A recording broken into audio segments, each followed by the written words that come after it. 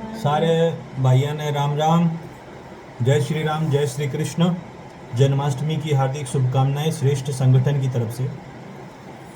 मित्रों, आज के इस वीडियो में, आज के इस डिस्कशन में हमारा जो समझने का पॉइंट है, वो पॉइंट है रिलेटेड टू जो भ्रांति फैलाई गई, जो घृणा फैलाई गई हमारे समाज के अंदर, उसके बारे में। तो आप, हमारे लिए सबसे बड़ी चैलेंज की बात यह है कि हम जब शास्त्रों का अनुसरण करने जाते हैं और उसको अनुसरण करने में हमारे सामने बहुत सारी चैलेंजेस रहते हैं। हमारे वर्तमान के एजुकेशन सिस्टम में इस तरह का कोई प्रावधान नहीं है कि हम संस्कृत सीख सकें, और ज़्यादातर हमारे जो शास्त्र हैं, जो आपको जीने की सच्चाई बताते हैं और सच क्या है उससे अवगत करवाते हैं, वो सच हम जान ही नहीं पाते, क्योंकि हम अपनी शिक्षा व्यवस्था में संस्कृत नहीं सीख पाते। तो हमारा श्रेष्ठ संगठन का ये प्रयास है, हम लोग प्रयास करना शुरू किए हैं कि हम आपको सही चीज़ें, सही इन्फॉर्मेशन आसान ट्रांसलेशन में यथा रूप में लेके आएँ। तो आज के डिस्कशन में हम आपसे, उससे पहले, डिस्कशन स्टार्ट करने से पहले ये बताना चाहेंगे कि हम कोई भी इन्फॉर्मेशन जब शेयर करते हैं तो आप पूरे स्वच्छंद हैं, आप फ्री हैं उसके बारे में हमसे डिस्कशन करने के लिए।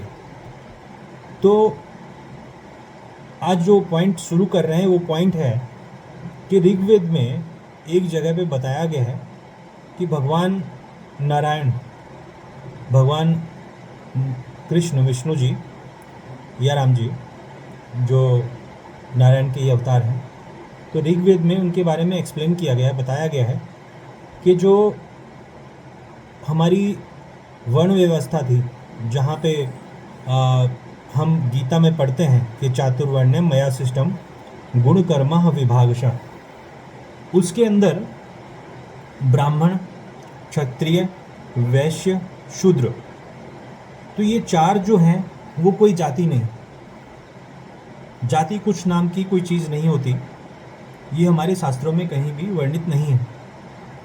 तो जब आप ऋग्वेद को धीरे धीरे कभी प्रयास करेंगे पढ़ने का, तो उसमें साफ साफ क्लियरली डिफाइंड है, संस्कृत भाषा में ही बताया गया है कि जो नारायण हैं उनके सिर में ब्राह्मणों का निवास है, या वो ब्राह्मण को अंकित करते हैं, उसको दर्शाते हैं, और उसके हाथों में क्षत्रियों का निवास है, मतलब वो क्षत्रियों को दर्शाते हैं।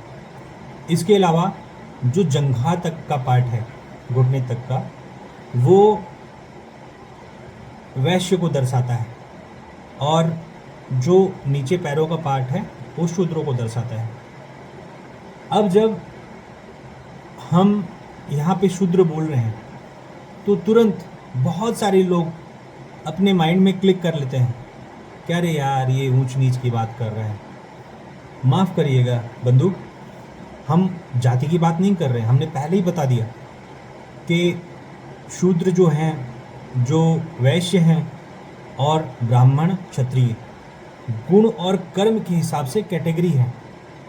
शूद्र वर्ग के अंदर श्रमिक वर्ग आता है और कृषि करने वाला वर्ग आता है, क्योंकि जो विधर्मी लोग हैं उन्होंने शूद्र शब्द को गलत चीज़ से जोड़ के उस शूद्र शब्द की वैल्यू कम कर दी, उसकी कीमत कम कर दी। यहाँ पे जब हम शूद्र की बात करते हैं, पैरों की, पैरों में शूद्र विराजमान है, क्योंकि क्षत्रिय का धर्म है वो अपने हाथों से, अपने सामर्थ्य का यूज करके बाकी तीन वर्णों की, जो ब्राह्मण, वैश्य, शूद्र की, उसकी रक्षा करे, इसलिए हाथों से अंकित किया गया, हाथों से दर्शाया गया। सिर वाला पार्ट है जो एजुकेशन और ज्ञान के मार्ग पे अग्रसर होता है, तो उसको ब्राह्मण के मार्ग में दिखाया गया, मार्ग ब्राह्मण से दर्शाया गया। इसके अलावा जंघाएं जो व्यापार वर्ग है, जो लाला वर्ग है, उसको जंघाओं से दर्शाया गया। इसके बाद जो मेहनती वर्ग है, जो सबसे ज़्यादा मेहनत कर रहे हैं, जिनको सबसे ज़्यादा शारीरिक श्रम का उपयोग करना होता है, तो उनको पैरों से दर्शाया गया। तो आशा करता हूँ आप यहाँ तक समझे होंगे। अब आगे की व्यवस्था समझिएगा बहुत ध्यान से। हमारे शास्त्र इतने महान हैं, इसके अंदर इतनी डीपनेस है, इतनी गहराई है। जितनी गहराई में आप समझते जाएंगे उतने आपके दिमाग के जो नसें हैं, आपकी दिमाग के जो धागे हैं, वो खुलते चले जाएंगे।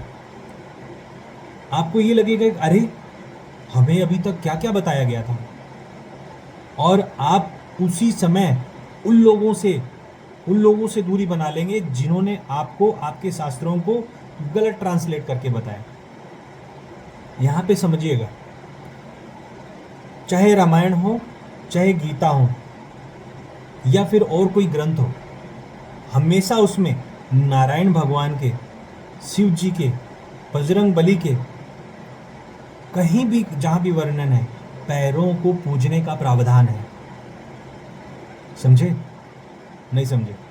और अच्छे से समझाता हूँ।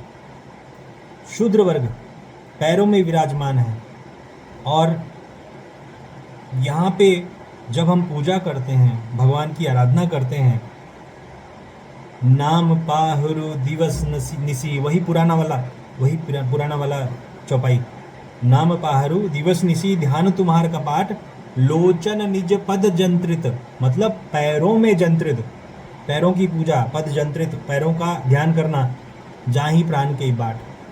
अब यहाँ पे समझ लीजिएगा कि जहाँ पे श्रमिक वर्ग, जो शूद्र लोग हैं, वो पैरों में विराजमान हैं, और ब्राह्मण लोग सिर में विराजमान हैं, लेकिन पूजा किसकी हो रही है?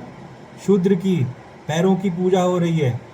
ये हमारे शास्त्रों की महानता है, क्योंकि श्रमिक वर्ग अपने आप में एक श्रेष्ठ वर्ग है, शूद्र वर्ग अपने आप में श्रेष्ठ वर्ग है, लेकिन ध्यान दीजिएगा, ये चारों वर्ग जब आपस में मिलते हैं तभी एक श्रेष्ठ समाज का, श्रेष्ठ राष्ट्र का निर्माण होता है।